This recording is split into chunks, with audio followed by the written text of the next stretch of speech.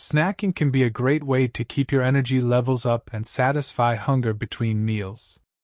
But if you're not careful, snacking can also be a source of empty calories and unhealthy ingredients.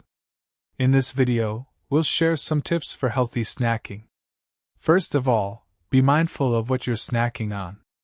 Instead of reaching for a bag of chips or a candy bar, choose snacks that are nutrient-dense and satisfying.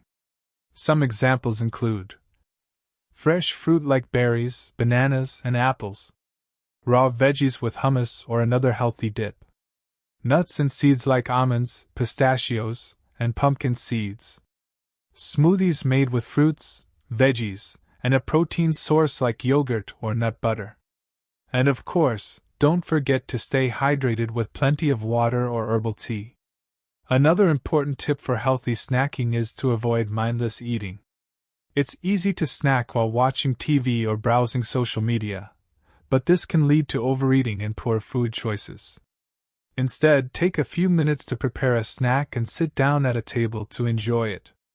Finally, plan ahead and prepare healthy snacks in advance. This can help you avoid reaching for convenience foods that are often high in sugar, salt, and unhealthy fats.